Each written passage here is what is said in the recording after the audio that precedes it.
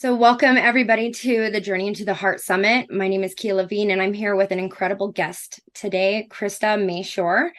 And she is an incredible, phenomenal 1% top leader who's been doing real estate and coaching. She's been leading the industry. She's been in Forbes and so many things that I can't even remember. She's just really, really giving in her time. And I'm really excited to have you here and to just ask your questions. The audience here, an entire group of entrepreneurs and wherever we are as an entrepreneur starting off or jumping in or you've seasoned, there's always so much wisdom from those that are leading because they see those pressures that sometimes we don't see in the beginning. So I'm really excited to have you here and to ask you some questions. I know that you have a couple of events coming up and I want to just drop that in there. Would you mind dropping that and saying what that's going on? What do you have coming up? Okay, so the problem is, I don't have it yet. So hold on a Oh, second. no worries. Yeah, I'll tell you when I have it. So, Krista, would you mind telling us a little bit about what you do and who you are? I would love to just invite you to introduce yourself, as you'd probably do it way better than I could. So I have been an entrepreneur for about 23 years. I was in real estate for 17 years and then left real estate to become a real estate coach. And now I coach entrepreneurs on how to, be an entrepreneur and run events and do webinars and like make an impact. So that's kind of the journey. Wow, that's incredible. I wanted to know, if you were speaking on the summit about transcending fear. And I know in my personal experience, even being a seasoned entrepreneur, that I've been experiencing so many different things that I was unexpected of. Like you think you have this dream and you have this purpose and you want to just jump into it. And it's like this ocean of like, oh, where are we going to swim to where there's an island or a rock that I can rest on?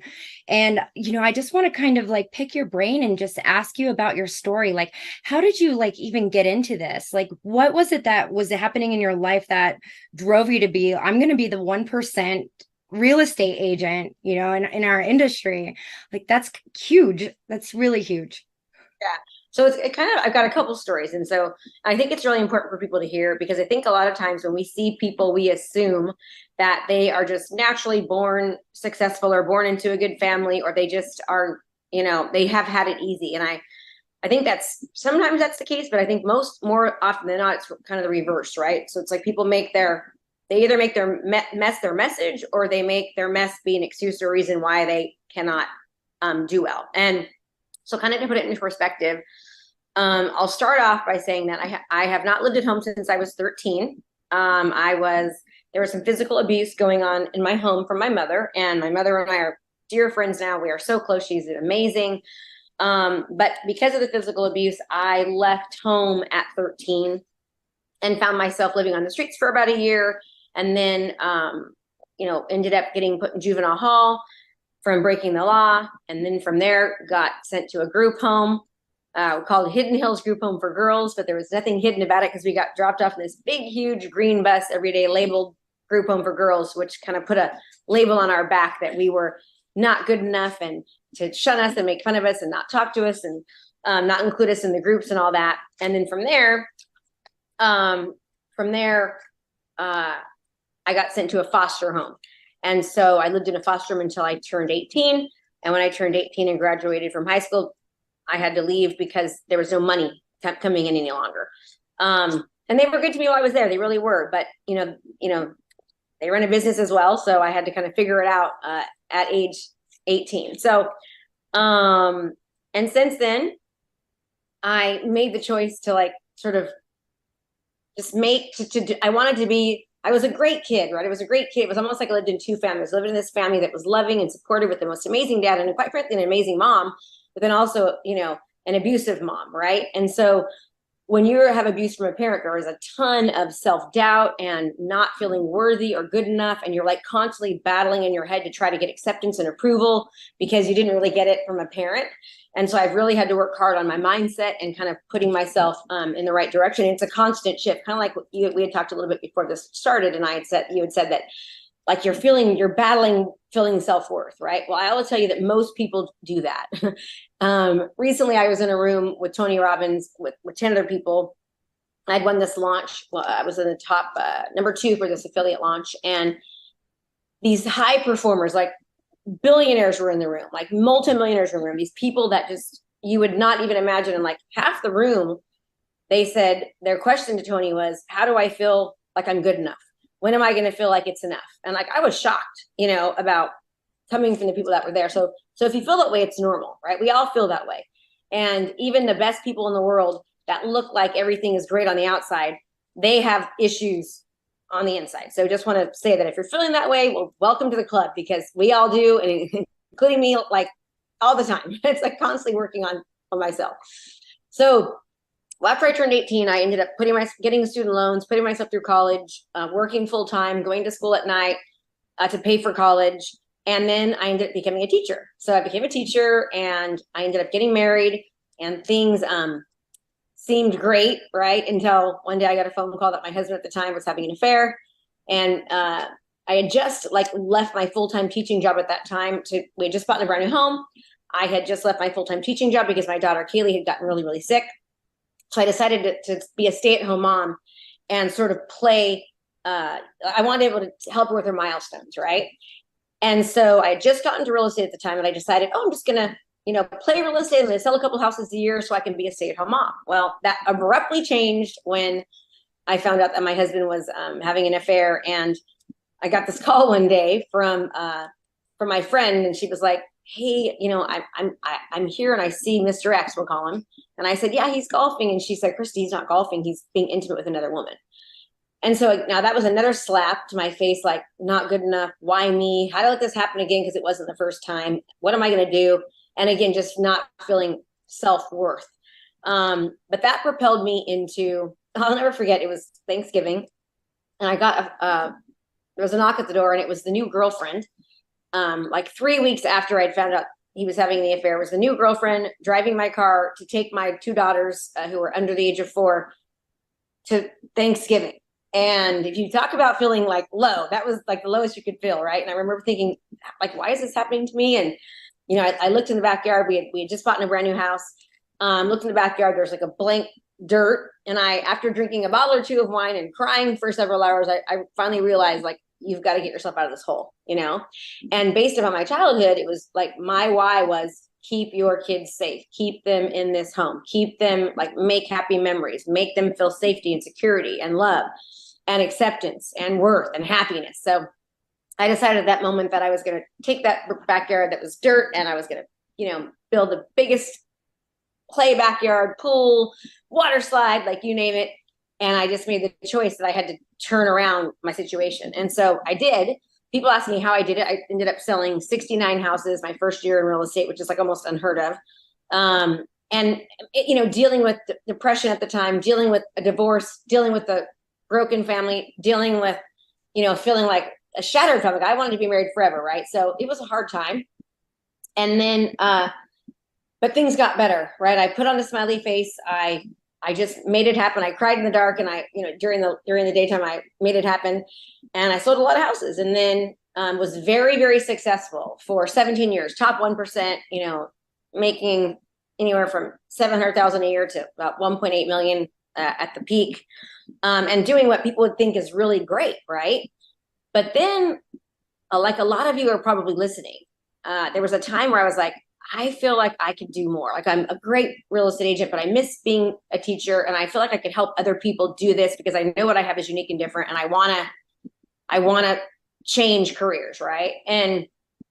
But I didn't for a couple of years. I remember going to a Tony Robbins event and being so inspired. I'm like, I'm going to be a coach. Like, I looked at my friend and I said, I'm going to speak on stage with Tony one day, and I'm going to become a coach.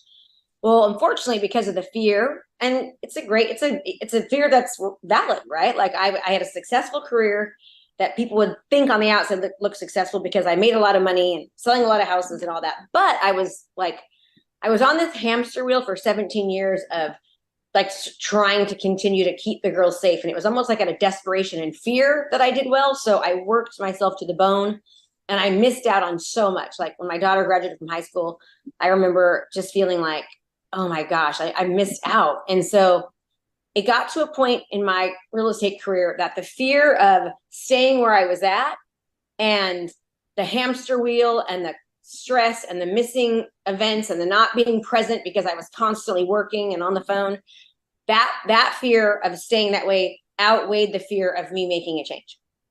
So I decided to make a change. And when I did, my husband, who loves me very much and supports me, and my parents, who I'm so close to, they were all like, Krista, normal people at 47 years old don't change their career. You're making $1 million, $1.8 million a year in gross commission. No one is ever going to pay you to coach them. And we love you, Krista, but we don't think it's a good idea. And so I remember and they said it out of love because they love me and they wanted to protect me. It was definitely for the right reasons, but they didn't know, like, I had a higher purpose. I knew I was meant to do it. Right. So I just said, screw it, I'm doing it. Right. And let me tell you this, it was hard. I remember, I got remarried, met the love of my life. We're still so happily married. He's actually upstairs right now with COVID, I think. But it was like, it was such a hard thing. And but the craziest thing was this, is that it took me 14 years to hit the $1 million a year mark. Right. And once I changed careers and hired the right coach, it took me 11 months to get to the $1 million. Now, no one tells you that it costs you 1.2 million to make $1 million. Like, no one told me that, but it did. It cost me a lot of money to make that. I was able to take money from my other job to support my new job. And so you have to understand that it does take money. And if you don't have a lot of money, it's going to take a lot more resources and a lot more time. But then, within a few years, we're doing $1 million months, right? I've only been in this as a coach for now, we just hit 6 years. And I wish I knew the journey, but we've done like $51 million we actually hit 50 million in 5 years.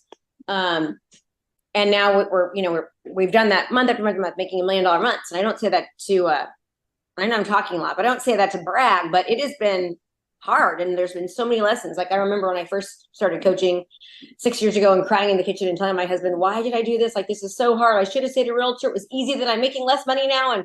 And he was like, babe, it's okay to cry, but now you got to keep going. Like, you're doing this for a reason, keep going. And so you just have to keep going, and you feel like this imposter syndrome. Like, I remember feeling like, why is anybody going to listen to me? Like, who am I to coach? I mean, from the abuse, like, I couldn't read until I was in 5th grade. I wet the bed until I was like 10 or 11. I had the worst self-esteem ever, like massive learning disability.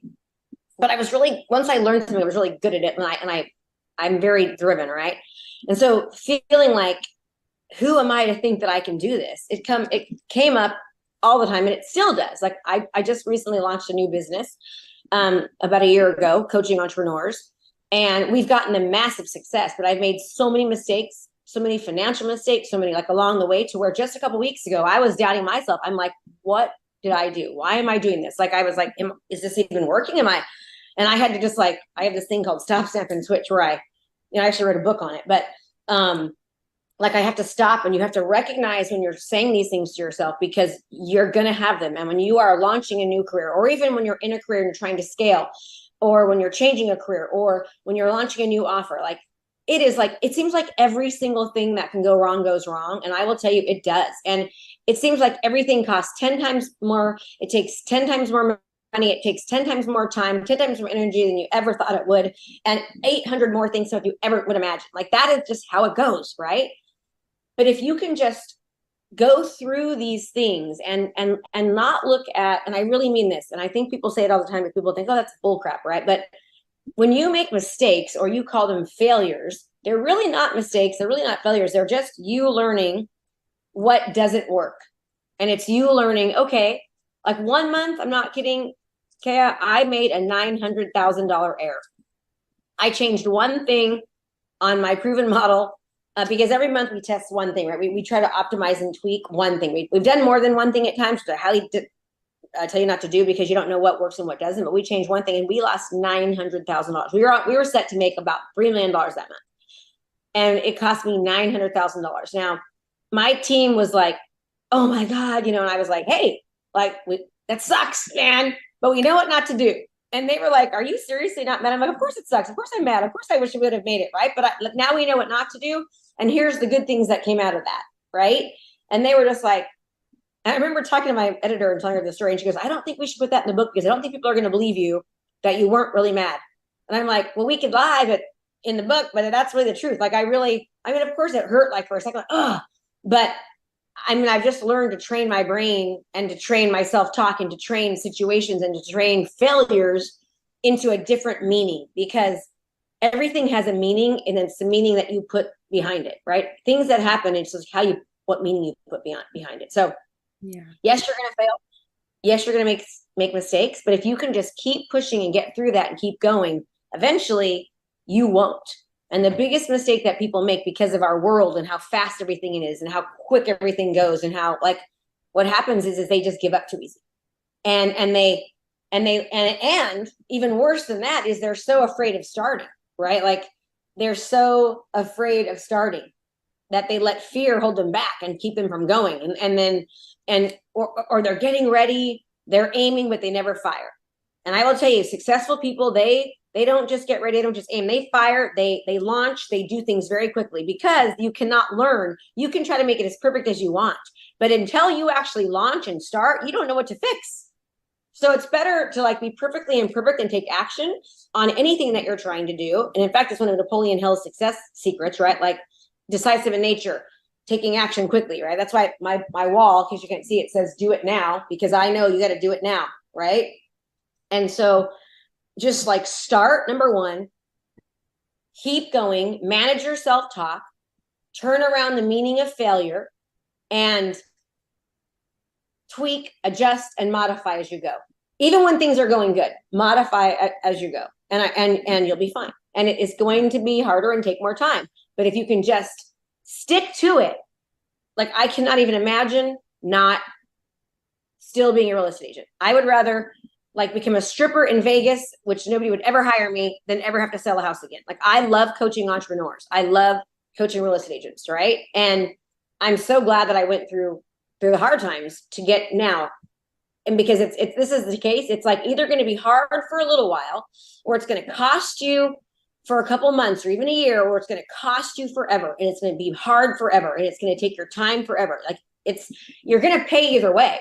You just have to figure out when. Is it going to be now and go through it now, or am I going to do it forever? I love this. Krista, this is so, amazing. And I'm just I look up to you so much because I too grew up in the foster care. I grew up in group homes, homelessness, poverty, addictions, all the things, I don't have your exact story, but I have a lot of resonance with what I call to be like making the medicine out of the venom, like it's the grit, it's learning how to rewrite that story, like having that resilience to figure it out and survive, finding food, finding money, finding, the identity that you had to embody to be seen by a foster parent, to be worthy enough, to be accepted, to be loved. And these things, to this day, I notice that it's almost like I know up here, like I know and I trust myself so much that I can go through. But I find it's just like I get stuck in the planning, I get stuck in the messaging, I get stuck in the clarity of like how to speak to the audience, especially for me personally, as an entrepreneur. I have so much, like, where do I need to show up? Where can I show up? Where should I show up? And when you're talking about like that hard, there's this thing that I've really been embodying, like, choose your hard. Like divorce is hard, a good marriage is hard, not doing your purpose, not stepping into it is hard, and also doing this is hard. Being an entrepreneur is hard. There is a lot to swim through, and it's like that building that spiritual strength, that muscle of the mind, that muscle of the commitment, and showing up day after day. I want to ask you, like, what is it like every day? I know that for me, even as strong and as passionate and as powerful, I know that I have days where I'm just like, what am I doing? And it was literally my children who are like, you're not living, Mom, you're not living, you're just working. Because my whole platform was in person for 10 years. And now, like, going here, like, I did the same thing. I just switched, sold everything, moved away from my place, moved down on a couch, dumped everything, and like all my money, and I'm like, I figure, for me, I don't know if I could live knowing that I didn't try. that's where I'm at, and that's what got me there. It was my son waking me up to the fact that my divorce, he was 3 years old. He's like, you haven't dated. All you do is serve all these people. You travel all the time. You're on your computer. You're on the things like, and I'm like, holy crap, he's going into high school. Same thing. Like, what am I doing? Like, I need to do this now. Now or never. Right. And so that's where, I would love to hear like, and for everybody watching, please stay to the end, because Krista has like an amazing gift that she wants to share and a couple of events that she wants to share. But to just segue into this, like, what's your advice for someone like me? Like, what's your advice for the next step? So let's talk. First of all, if you want to learn more, if you go to theprovenmodel.com, we got a free gift for you that will help you on your entrepreneurial journey. And I want to say something, like everything that I've created, I've got, multiple $1 million businesses, and that's coming from a foster kid who literally bootstrapped, came and did everything on her own. There's no investor money. It's all from me. So if I can do it, anybody can, including you, Keia, right? Like we have the same kind of background. And so if you want, what we can do for the audience, I think it might be helpful, is we can do a little bit of coaching between the two of us. And I want to find out like exactly who your audience is. Do you think they're beginners? Are they like, tell me a little bit about who your ideal client is. So that's where I feel like I'm switching right now. I'm kind of elevating. For the most part, it's been trauma, healing, grief, empowerment, really new entrepreneurs, teaching them how to start their business, the simplicity of it, like finding your gifts, your own personal gifts, and then turning that into a job. Like if you like energy, if you're woo-woo into that stuff, go get a Reiki certification and start there. Like energy is energy. If you're into entrepreneurialism, let's start with a simple banner and a title and just stick with it and get going. Like get your face out there and start doing the thing. So right now, my specific niche, I'm refining it to women 35 to 55 for entrepreneurial leadership, and really wanting to hone in on those that are entrepreneurs that are facing corporate burnout, those that are going through divorce, those that are facing, like I see a lot of women who want to die. Like they're doing all the things, living, and they have all the pieces in place, but I can feel it. I can see this inside that they're not saying it, and we don't talk about it. Like, I want to die. Doesn't mean I'm going to go kill myself kind of, thing, but that feeling that they struggle with, the anxiety, the depression, their body's starting to break down. All these things are happening, and there's no one really to ask help for, because they're the leader. They're the CEO. So that's my niche. Are they the CEO of their household? Are they the CEO or a successful entrepreneur working for somebody else? Or are they working for themselves? I would say they're either are working for themselves or want to work for themselves.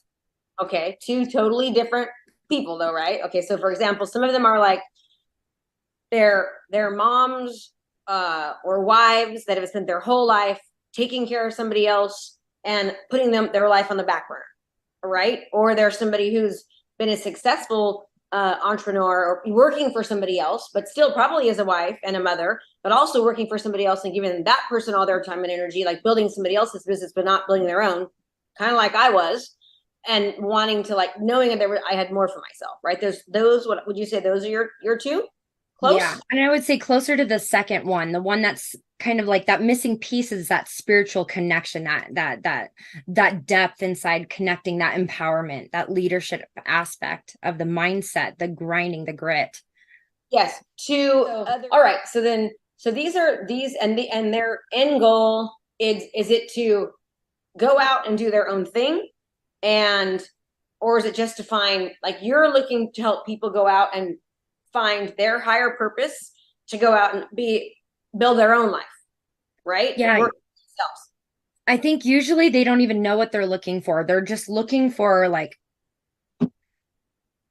that spiritual component. They're looking for the connection. A lot of the entrepreneurs or women that I've served, they're coming out of business. They're still in the competition, the comparison model of, it's me against them towards other women, like creating that sisterhood, opening them up to that feminine aspect, that feminine doesn't mean that you're going to go, worship daisies all day, barefoot in a pink dress, that the feminine aspect that is wild and primal. A lot of the women don't even know, they couldn't even articulate, but they know that they're suffering. And that's kind of where they're blocked. A lot of them, they want to just connect with other people. They need that relationship. They need joy again. A lot of them, not even, like the mental mind blocks. There's a story that's blocking them or keeping them in unworthiness, in procrastination, in fear, in self-deprivation, like just the poverty of the soul level. And this is where I'm having a lot of problems, like learning how to articulate. A lot of my languaging has been very spiritual and esoteric and metaphysical as a holistic health practitioner, as a medicine woman, as someone who's done moon circles and traveled the North and South America doing medicine ceremonies, trauma healing, energy medicine, all these different alternative medicine modalities. So to articulate it in a new way, I'm to find this woman, like that's, I've thought about focusing maybe just on empowerment, but that's still too woo-woo. It's not getting to, and then my niche. And this is really cool, everyone. So like what Keia is doing is she's on a beginning of her journey, like many of you, is right? Is that okay to say? Yeah. Yeah. And she's changing modalities from what she used to do and to serve, but it's like you haven't even really been able to identify what it is that you're trying to serve. You want to help people feel better and get past like their inner demons and fear, self-doubt, shame. But and that's great, right? But what's the end goal? Like they feel this way. Where are they trying to go? Right? Are they trying to start a new career? Are they like that? I think you need to identify, because until you know what the end result is from the way they feel, you're never going to be able to help and serve them, because you need to know what the end result is, because then you're going to be able to speak more directly to that person. Everybody feels that way. And I'll give you an example right now, just in the real estate sector. Okay. I know that real estate agents are burnt out. They are working they're working every night and every weekend.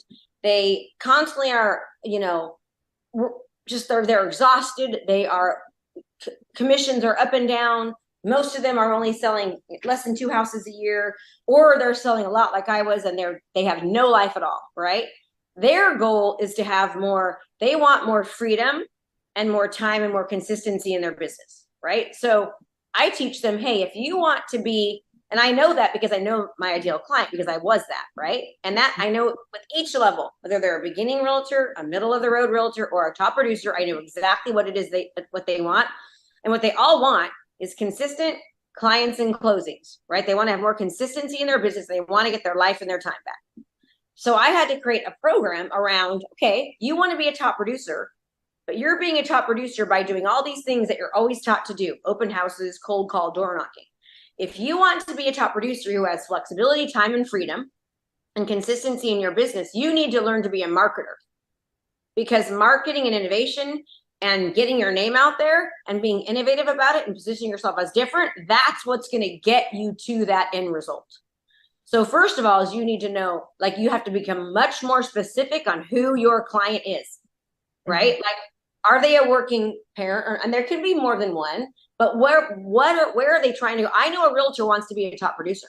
Everybody in the world wants to have more freedom and flexibility and less stress and, like to feel less sabotage and self-doubt and all that. But that's everyone. That's men too. It's pretty much whether you're successful or not, everyone feels that way. But what is your ideal client? What is their exact outcome? And once you know what their exact outcome is, you can create your everything around that. And that's the same thing with everyone else that's listening, right? And it's the most important part. So when my clients come to work with me, I have them spend 2 to 3 days just on identifying their client avatar, who they are, how they feel, what they want, where they're at, what's been happening, what are their fears, what are their desires, what's holding them back, where do they shop, who do they follow, where do they go? It's so, and people talk about this all the time, but nobody takes it serious enough. So the reason why most people do not succeed is because they don't take that first step seriously and really, really diving deep into who that person is. And you'll know when you've hit this is because you'll do something and people will say, oh my gosh, I feel like you're talking right to me, right? I feel like you're talking directly to me. When you hear that, you know you've hit the mark. right? So Yeah, I love this. And when you were speaking, what came through is what I'm doing is like I do have that niche, but every time like I get asked and I go there, I'm talking about the people I have served, not who I want to serve. And I just saw that clearly. Like that's why I don't know where they want to go, because they've all wanted to go in different places. And that's why my business wasn't going to the places I wanted it to go. And like I I want to ask you about this one too. I was told, because I deal in a lot of the intangibles, like my goal, their vision, their where they would want to be is closer relationships, empowered living, joyful experiences, conscious business, like that really connectedness. Like no more procrastination, no more planning, taking action. And I know that a lot of them in this aspect, structure, foundation, because of like being gifted or having a spiritual gift or being, super like able to see the big pictures. There's not always the structure of like putting health first or putting family first, or, creating that foundation that keeps them rooted and anchored into this life right now. And a lot of the entrepreneurs that I serve, like they'll go months, and work, and they haven't lived at all, same story that I experienced. So I think that the intangible to serve, would you say that I need to focus on finding something tangible, like focusing on like procrastination or structure building or okay, that's great. But here's what I'll tell you. Have you ever heard the saying, and this is so true, because have you heard the saying, sell them what they want, yeah. but give them what they need, right? It's so hard. And I'm not telling you not to do this at all, because like you could create a course. So it depends upon also, are you selling high ticket? Are you selling a lower price program? Like how long is your program, right? All those things. My program is $25,000 or $60,000. Right? That's my program. And now we're taking that $60,000 program and we're cutting it in half, because we realized our entrepreneur, and we're going after 60,000 is too much, but they'll pay 25 or 30,000 just for a shorter time frame. So it's the same thing, because the old program was 6 months, But if I said, I'm going to sell you to feel better about yourself, I'm going to sell you self-confidence. So self-confidence is a great seller, but it's not a $25,000 high ticket offer. It might be a $997 offer where I could do that, right? But it's not going to be a $25,000 offer. Now, I know that in order to get confidence, so meaning it's easier to, and I learned this from my coaches and that I've spent like a lot of money paying. And it's kind of like, I'll give you an example, okay? I really feel I have a calling to be a motivational person and help. I'm like an energizer. I get people to take action. I get them excited, I get them motivated. Like that's my calling. But to sell that, it's very, very difficult. Right. That's exactly what I do with my students. I am an inspirer, an encourager, a motivator, an energizer person. My program that they go through without me is the how-tos. Like, here's how you're going to create this and this. But when they're coaching with me, it's all about confidence, energy, enthusiasm, productivity, accountability, all the things that I know that they need to get here. But if I'm trying to sell a high ticket program saying, hey, I'm going to help you be more accountable and more productive, I'm never going to be able to do that for a $25,000 program. So I have to sell them what they want. You want to be a top producer? I'm going to teach you how to be a top producer. I'm going to teach you how to have more closings, make more money, have more consistency. But I know that the only way they're going to get that is if they do the productivity, the confidence. Does that make sense? Right. So what you might want to think of is like, what is the outcome that your ideal client, and I'll give you an ideal, a client avatar sheet. And in fact, they can go get that ideal. I'll give that to you to give to yourself. And I would highly encourage you to use it and give to your clients, because once you really go through that, then you're going to be able to go, okay, now what does this person want? Like, what is their desired outcome? And then from that, you create your offer around that. And then you're going to have your messaging be around something that's going to make them want to take action. But then you give them all the things that you just said, help them with their self-confidence. And I'm not saying that you can't sell it, because you can on a $997 offer or $1997 offer, but you can't on a high ticket $25,000, $50,000 offer. Does that make sense?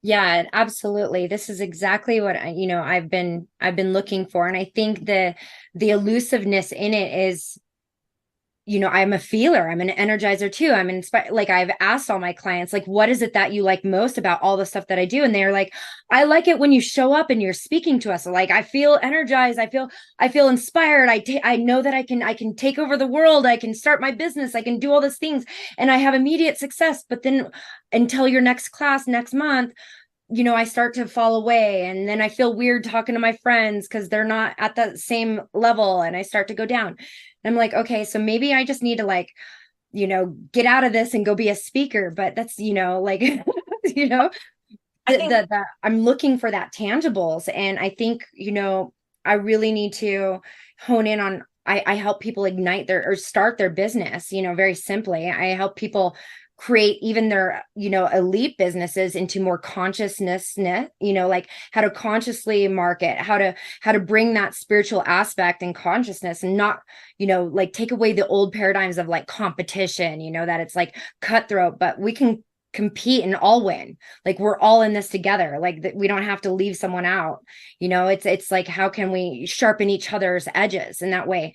So I think that things. I'm just going to say, you like being burnt out and is totally different than competition, right? So like, I mean, it's two totally different things, and it's like that's almost two totally different programs, right? And I'm just trying to help you because I've done this so much, and I know how important it is. And I've done launches and multiple times where I've done a launch. Like I'll give you an example. My program for realtors, it works because we teach realtors how to be a marketer, right? How to use digital marketing, video, and social media to dominate their markets. Okay, that's what we teach. That works for any profession.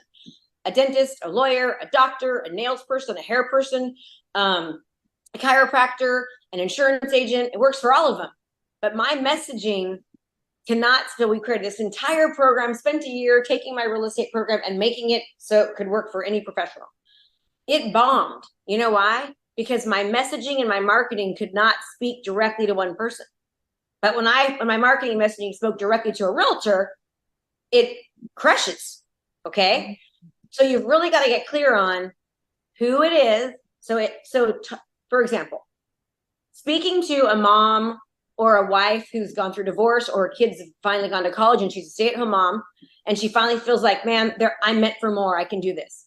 Is the same as somebody who's a professional woman who is like, I'm sick and tired of making someone else's dream come true. I know I'm meant for more. I know I can do this. I'm ready to go out on my own.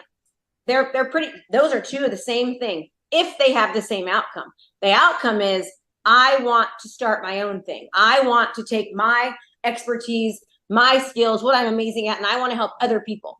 Now, if you had that would be, you could sell that to those two people. And then in doing so, you create your program, and meeting once a month is not enough. They need you at least once a week. Once a week for an hour a week. They need the Energizer Bunny, Keia Lavine, talking to them and inspiring, encouraging, and giving them self-belief. Because the hardest thing you can do, and this is what we teach our entrepreneurs, we teach them how to hold either a challenge or a webinar or a master class and drive and either make an offer for $10,000 or a $25,000 offer, or drive traffic to a 3-day event. And guess what the hardest thing to do is? The hardest thing out of anything to do is get somebody to believe that it will actually work for them. That's the hardest thing. Now, your 3 things you have to do on whether it's a VSL, a webinar, a training, what you're doing right now, a 3-day event, is get people to believe in themselves that they can do it, which is the hardest thing you can do. Second thing is they have to believe in the vehicle. They have to believe that what you're selling is the absolute solution. It's the answer. It's what they need. It's what's going to work. And there's nothing else out there. And the third thing they need to believe is that they need you to help them get there. Those 3 things you have to do on any VSL, webinar, event, summit, whatever. Like, they need to absolutely know that. Okay. The hardest thing is belief. And here's why. We know we've tracked everything. The longer it takes for me to get somebody on a call, so they're pumped up, they're fired, they're ready to go, they believe in themselves, they know they can do it. Yeah, the first 48 hours, people are showing up to the call. Conversions are like high. You're talking like 87%. All of a sudden, come day 3, right? 3 days have gone by since they were with me and I was inspiring, encouraging them. All of a sudden, conversions go down. No shows for the call go up, right? And it's like, it's all because they've lost the belief. So First thing you have to know is you've got to get them to believe in that it will work for them. How do you do that? You get them to understand that through testimonials, through case studies. You get them to understand that through you as yourself, proving that you are a human, you're normal, you're not a unicorn, right? That's how you get them to believe in themselves. How do you get them to believe in the vehicle? By understanding, like, what are the internal reasons, or internal meaning, I don't have enough time, I don't have enough energy, I don't have enough resources, I'm too old, I'm too young, I'm too new. That's internal. External is recession, interest rates, bad economy, right? You've got to get them to understand that the internal and external beliefs around belief in them, belief in vehicle, and also belief in you, quite frankly. Like, you have to be able to understand, what are they thinking about what's happening inside in relation to what you're trying to coach them and teach them on, right? And once you can do that, like getting them to believe in themselves, getting them to believe in your vehicle, getting them to believe that they need your help, transformation is very easy. And then once they get into your program, you need to continue to remind them, belief in self, belief in vehicle, believe in you. Like, it doesn't stop. And a month is way too long, like every month, I know I'm kind of going off, but I'm like passionate about this stuff. This is what we teach. No, I'm super grateful. Yeah. Like this, the month thing was the in-person work. And then there was other supportive processes.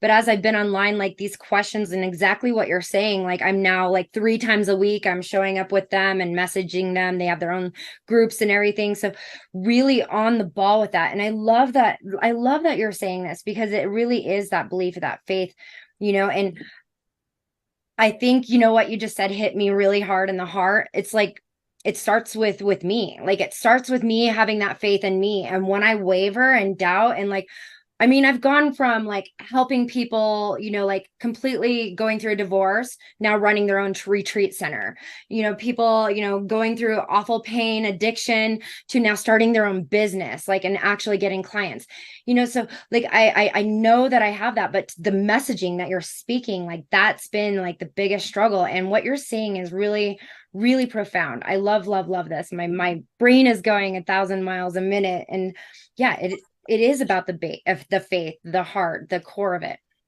You has the most conviction wins the debate, right? And the conviction starts with you. So like, you have to like have complete conviction that what you are doing and serving is going to help. Like, for me, I can sell ice to an Eskimo only because I'm not trying to convince people. I'm trying to ethically persuade them to do what I know they need to do to get the result, because I know if they don't have my help, they won't get there, right? So I know that. And how do I convince myself? I convince myself by creating an awesome product, by getting people results, and then by seeing the results, right? And here's the deal. As great as my stuff is, probably only about 25% will actually get it, because most people, even with all the support and the help and the guidance, accountability, they won't do it. But I know that if they actually, and I'm convinced with it, right? So it starts with me. And what I did with both of my programs was I coached people for 6 months, one group, and the other group I've already been coaching now for 10 months, right? For free, to get their results. And once I've got them the results, and I was like, okay, this works. And then I've got my testimonials, my case studies. So then it helps me provide belief in other people, because they see that, but it also helps me provide belief in myself. So one good thing to do when you're starting a program or something is coach a couple people for free. Call a couple people and say, hey, I'm starting this new thing. It's X, Y, and Z. Do you know anyone that could benefit from X, Y, and Z? And people will say, yeah, I do. Actually, I benefit from it. I'd love to do it. Great. So you take a couple people for free, you coach them for free, you help them for free, get them the results. Now they become case studies and testimonials. It helps your belief, right? And then you slowly start to charge more, and you slowly start to get your clientele up. When I first started my coaching program, I think it was like $3,000, and then it went to $5,000, and it went to 10 grand, then 15 grand, then 18 grand, then 20 grand, and now it's 24 grand, right? And then we started a new program. We launched it at 50 grand. It was too high. So we're modifying, but we knew that we could do it. We knew we got the results, because then I have to have the conviction. And I'll give you a good example. When I launched this new thing back in January of last year, so it's been 10 months, we got people results, right? Great results. And then we had some people that we didn't get results. And so then all of a sudden I had my own event and changed my thing, and I didn't get results. And I started doubting myself, like, oh my gosh, is this working? And now I'm teaching this thing and it's not even working for me. It's like, no, that, and so I had to say, Krista, stop, snap. Yes, it is working. You just need to modify and adjust a few things. So it's like a constant battle. You know, it's so weird. I wasn't going to talk about this, but I do have a book and I'm not selling it. This, I think, this will help everybody. I wrote a book called Stop, Snap, and Switch. You just go online and get it. Train your brain to unleash your limitless life. It's a whole book that talks, hi Jimmy, to people about how do you change your mindset? How do you constantly, how do you develop the best version of yourself? And it's everything is based upon scientific research and research studies and how the brain works. I think it will help you and anybody else because it's almost a must. I make all my students read it before, like the first month they're coaching with me, I make them read that, whether they're an entrepreneur or a business person, because it's like so much self-sabotage comes in. And so it teaches you to not self-sabotage and to, when you have these thoughts, to redirect them and to change them. You know, I think that'd be really, really helpful for you and your group. Wow, that's amazing. That reminds me, I used to do that when I was like going through college. I had a rubber band I would put on my wrist when I would catch myself not focused, just like, nope, and snap it back, you know, like that's so great. I love that. Oh my gosh. So I hear that you had the gift, right? The 7 letters to 7 levers to 7 figures. Did you want to share about that? If you go to theprovenmodel.com, you'll have access to 7 levers for 7 figures, plus a couple of other really great bonuses and free gifts that you can opt in to get. And yeah, I think it'll be really helpful. And this has been great, Kay. I really appreciate you on Thank here. you. And I wish you nothing but the best and the best. Yeah, thank you so much. I really just honor your time and all your wisdom. And I hope that, this, me putting myself out there, benefits others, like just because you're a beginner in something doesn't mean you're not an expert in another. And just because you're an expert in something does not mean you're not beginning somewhere else. So I just really, thank you so much. I really appreciate it. And I just adore you so much. And I can't wait to see you again sometime. I agree. And everyone take action. Like, it's great to, like, she's doing this and helping you. And she's been through so much and done such great things, heed her advice. And knowledge is not power, but implementation is. So do something with what she's giving you. Otherwise, you're going to look back one day.